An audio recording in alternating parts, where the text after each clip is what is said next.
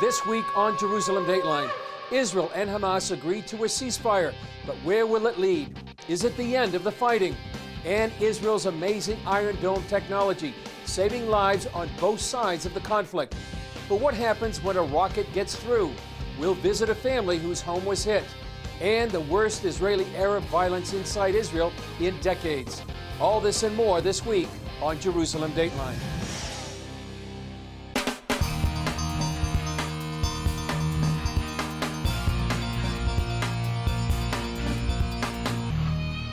Hello and welcome to this edition of Jerusalem Dateline. I'm Chris Mitchell.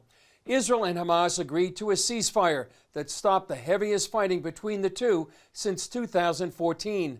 More than 200 died in Gaza, while 12 died inside Israel. The ceasefire came after intense pressure from the United States. In 11 days, Hamas fired more than 4,000 rockets into south and central Israel that sent millions of Israelis running for shelter. In response, Israel launched a massive and surgical bombing campaign to stop those rockets. Despite devastating damage to its military infrastructure, Hamas and its supporters took to the streets and declared victory. Netanyahu, the Zionist enemy, and his army said that they would destroy the tunnels above our resistance. And I tell him today that our fighters are now striding proudly in the tunnels. Iran supplied many of the rockets to Hamas, and in Tehran, the head of Iran's Revolutionary Guard boasted a new Palestine has emerged. In a live address, Israeli Prime Minister Benjamin Netanyahu told the nation, "The only thing that leads me in making decisions is the security and safety of the Israeli people. If there was a need to enter Gaza with ground troops, we would have done it, but I believe we could accomplish our goals without doing so." U.S. President Joe Biden pressured Israeli Prime Minister Benjamin Netanyahu to stop the fighting. I commended him for the decision to bring the current hostilities to a close within less than 11 days. I also emphasized what I've said throughout this conflict. The United States fully supports Israel's right to defend itself. Yet in Israel, nearly three-quarters of Israelis felt the ceasefire came too soon, without eliminating Hamas's ability to wage war. Hamas's charter calls for the destruction of Israel, and Islamic expert Dr. Mordecai Kadar told CBN News that for Hamas, the 11-day conflict was a jihad, a holy war, and Israel was on the front lines. Kadar says while the West may look on this as a ceasefire, Hamas sees this through the eyes of the Arabic concept of hudna. Means a temporary ceasefire, which is used by the jihadists in order not to start a course of peace, but in order to regain his power, in order to have a better jihad in the next phase. Israeli leaders now go back to trying to form a government. Even though most Israelis felt the war ended too soon, many approve of how Israeli Prime Minister Netanyahu handled the crisis. So he may yet survive the challenge to his leadership. And it's possible Israelis will also end up heading to the polls once again, the fifth time in just more than 2 years. During the conflict between Israel and Hamas and other Islamic terror groups inside Gaza, I talked one-on-one with former Israeli ambassador to the U.S., Ron Dermer, who addressed a number of issues, from Israel's right to defend itself to the importance of evangelical Christian support for Israel. In the first week of the conflict alone, Hamas and other terror groups fired close to 3,000 missiles into Israel, putting up to 4 million Israelis in bomb shelters day or night. Ambassador Ron Dermer wonders how Americans would respond. I would ask Americans who are watching this unfold in Israel, think about this. Our army is fighting this war and surgically going after the terrorists not thousands of miles away from our shores. It's right in our backyard when our own population is in bomb shelters. So imagine 150, 200 million Americans sitting in bomb shelters. What do you think they'd want their army to do in order to get at the terrorists who are firing rockets at them? Many of Hamas's rockets have hit towns in south and central Israel, including its second largest city, Tel Aviv. Dermer blames Hamas for a double war crime. They target our civilians by firing rockets indiscriminately into our population center, hoping to kill as many Israelis as possible. But the other thing they do is they embed their terrorist infrastructure in civilian areas. So they placed their weapons next to schools, next to mosques, next to hospitals, and they even took over, military intelligence of Hamas took over a building where journalists are because they want to use these people as human shields. Well, these are legitimate military targets, and even though they're legitimate military targets, we will take the steps necessary to keep civilians out of harm's way. Israel has taken out large towers inside Gaza City and large parts of Hamas's war machine, but with relatively few casualties in light of Israel's massive bombing campaign. Because we warn them. We actually call people. We then fire a weapon that sort of knocks at the top of the building, telling people, get out of the building. We give them the time to leave, and then we take out the building. The Associated Press is outraged over Israel destroying the building that housed its offices, even though Israel reportedly showed evidence to the U.S. that Hamas worked out of that building. Dermer says Hamas is manipulating the media. Part of Hamas's strategy is to turn the media into enablers for what they're doing. How does it work? They will fire rockets at us. Then when we respond to that rocket fire in those civilian areas and unfortunately make a mistake or there's collateral damage, civilians die, then Hamas wants the entire world to blame Israel. The media should report on everything, but they should lay the blame squarely where it belongs, on Hamas. And if they understand Hamas, that the media will not enable them. Dermer says Hamas's strategy is to confuse the situation. They want to say both sides are at fault. Both sides are not at fault. On one side, you have a democracy called Israel that values human life, the lives of our own citizens, and also the lives of our enemy civilians, those who they are using as human shields. On the other side, you have a terror organization that glorifies death, that is trying to kill as many Israelis as possible and doesn't care about their own people. They actually will use them in their propaganda wars. And I don't think any moral equivalency should be made between the two. During the current conflict, Dermer says U.S. evangelical support is vital. I hope that Christians will make their voices heard now. I hope that they will call their representatives, tell them how important it is to stand with Israel. Because I can tell you something, Christian, you've seen this around the world. Those people who are the opponents of Israel, they're in the streets. They're waving their flags. They're demonizing Israel. And it's important that the friends of Israel go out there and make clear that they stand with Israel. According to Dermer, what lies ahead is a determined Israeli campaign to degrade Hamas's ability to wage war, so that this conflict does not repeat itself anytime soon. Around the world, people have been amazed at the ability of Israel's Iron Dome anti-missile system to shoot down most of the rockets fired out of Gaza. We visited one of those batteries somewhere in central Israel, where the Iron Dome has saved lives on both sides of the conflict. During the recent conflict, as some 4 million Israelis sought cover in bomb shelters, an aerial battle was taking place in the sky, with Israel's Iron Dome providing an amazing layer of protection. Behind me is one of the many Iron Dome anti-missile systems here in south and central Israel. During the conflict with Hamas and other terror groups, the Iron Dome has shot down more than 90% of the rockets coming out of the Gaza Strip. Imagine yourself that those 90% rockets that were intercepted would be falling into our cities. CBN News met one of the men responsible for creating this technological marvel, retired General Doron Gavish. Through cooperation and funding from the U.S., Israel developed the anti-missile system 10 years ago. It's the technological equivalent of a bullet hitting a bullet. 10 years ago, it was only the beginning. We had to kind of invent the wheel because there is no other place in the world that something like this is going on. This viral picture, literally seen round the world, captured the essence of the Iron Dome.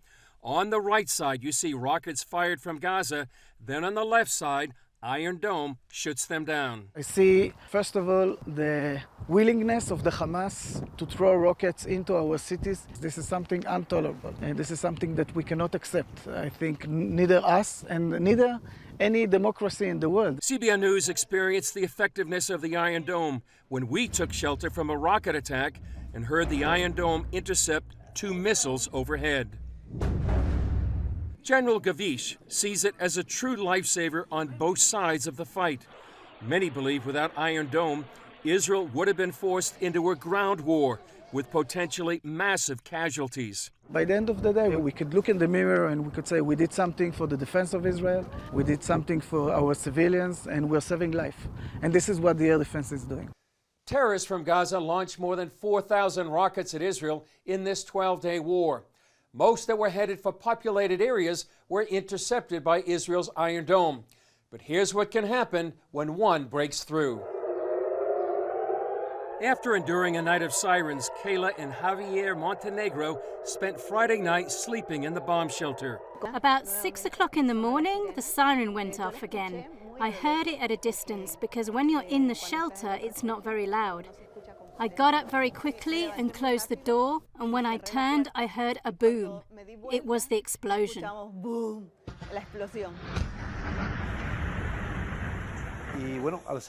When I left the shelter, there was a smell of gunpowder and water was falling because the rocket had hit the water tank first, and that prevented a fire in the house. The rocket hit their building, then exploded before crashing through the ceiling of their top floor apartment.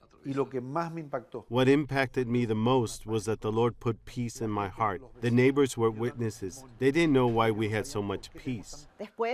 Later, we realized that we had several miracles.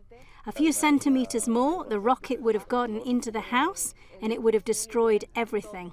Thank God the explosion was above and not inside the house. Some 4 million Israelis, nearly half of Israel's population, have been terrorized inside bomb shelters. Most of the rockets have hit the coastal region, but many have come here to Beersheba, and this one made a direct hit on the Montenegro's home. We've been living in Israel for 19 years. This is our 7th war. With each war, we see that the technology is greater on the enemy's side, with a longer range and much more power.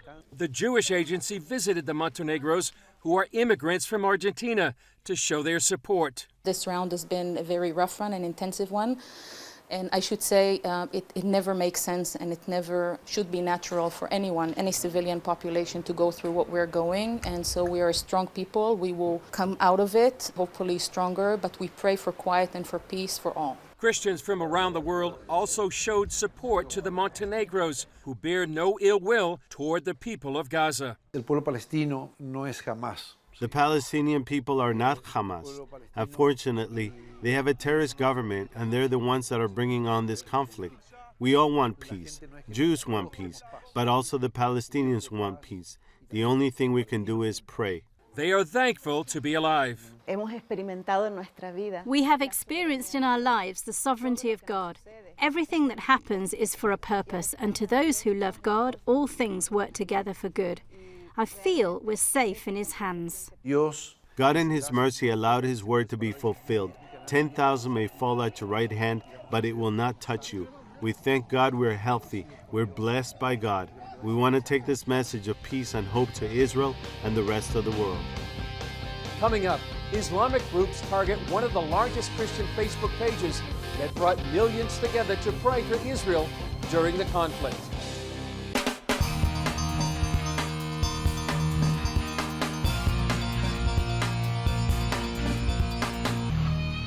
While Islamic groups from Gaza fired rockets into Israel, another battle, this time online, when Islamic groups attacked one of the largest Christian Facebook pages. The page brought millions of Christians together to pray for Israel and the peace of Jerusalem. The Jerusalem Prayer Team, established nearly 20 years ago, with a reported nearly 77 million followers on Facebook, saw it suddenly shut down. Mike Evans tells CBN News an anti-Semitic campaign of hate targeted the Facebook page. An organized Islamic campaign coming out of Pakistan, Indonesia, and Turkey targeted our site with over 1 million comments. So Facebook, rather than contact Bible believers and find out the truth, they responded to radical Islamic 911 would-bes and pulled us down. The cyber campaign happened in the middle of the team's prayer time during the conflict between Hamas and Israel. We've been praying for peace. We've been praying for God to protect Israel. We've been praying for peace in Jerusalem. We've been praying for blessing over the Jewish people, protection over the Jewish people. We've been praying for protection over Arab Israelis. The attack campaign was twofold. First came the negative Facebook comments. People coming from anti-Semitic groups calling for a second Holocaust, people attacking us personally, people making threats upon us personally. Second, the hackers spread a false narrative that Facebook created the page during the conflict and then had people like the page without their consent. Dozens of videos with thousands of views across social platforms celebrated the news that the prayer team's page was down. Al Jazeera also reported on the situation. I'm incredibly disappointed right now, basically, that instead of these anti-Semitic people who are attacking Christians for praying for peace in Jerusalem, for praying for peace, an end of the bloodshed, and instead of stopping those anti-Semitic attacks against us, Facebook has shut our page down. The Jerusalem prayer team is appealing the decision, and Evans has enlisted the help of U.S. and Israeli leaders. CBN News reached out to Facebook, and they provided us with this statement. We removed Jerusalem Prayer Team's Facebook page for violating our rules against spam and inauthentic behavior. My prayer right now is that Facebook would start to act with, hopefully, integrity on the situation and restore our prayers. You know, in this era, the fact that your prayers could be canceled on the internet is an unimaginable thing.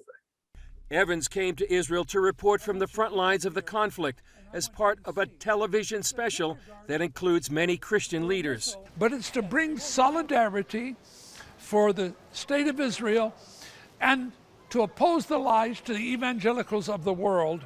Evans sees the special as an effort to win the media war and counter what he says is the mainstream media believing the lies of radical Islam. Up next, as the world focused on the Israeli-Gaza conflict, the worst Jewish-Arab tensions in decades raged inside Israel.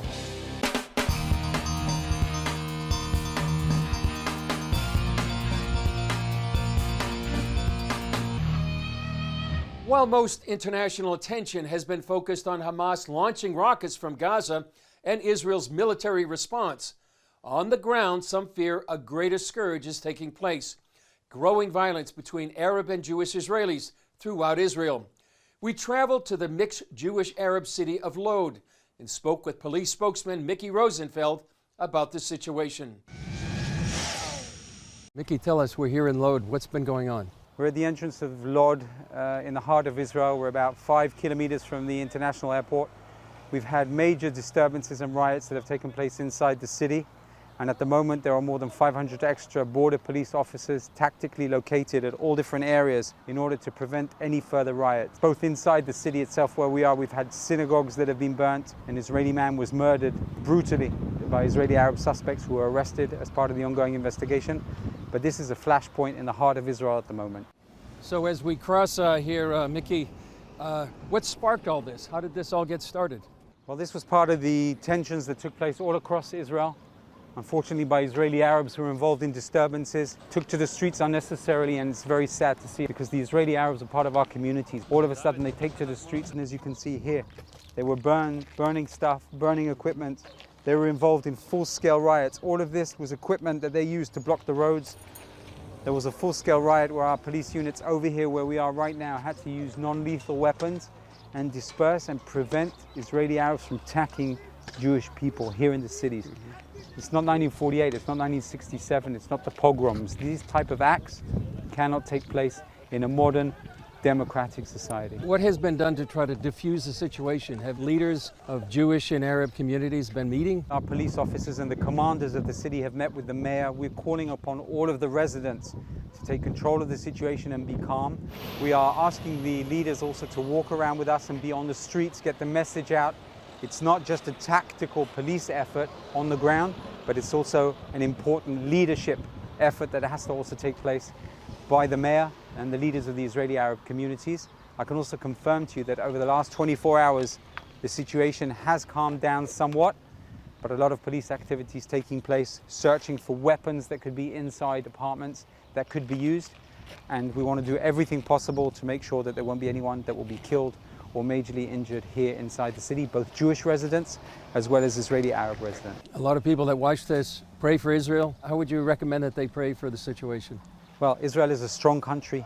Israel has a humanitarian army. We're praying for our soldiers and our security officers and the Israeli National Police. They're doing everything to protect and serve the country. We've been through difficult times before. We'll succeed in getting through these times as well. And we're hoping that we'll be able to minimize the number of casualties. And that's what we're dealing with. Still ahead, an artist who has been working for years to turn deadly Hamas rockets into something beautiful.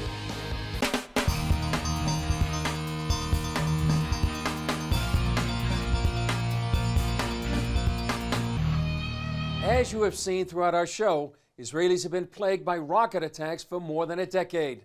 Here's a story we did some years ago about one Israeli artist who is working to turn that suffering into beauty.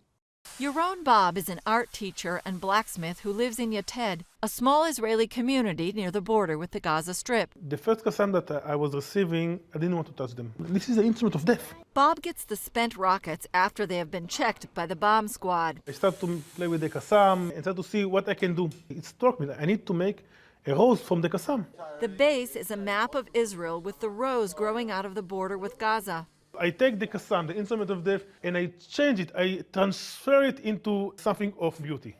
Well, that's just one way Israelis have for years been redeeming this horrific situation. Please remember to pray for the protection of Israel.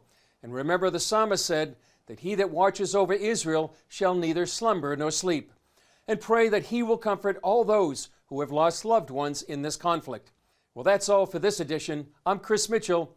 We'll see you next time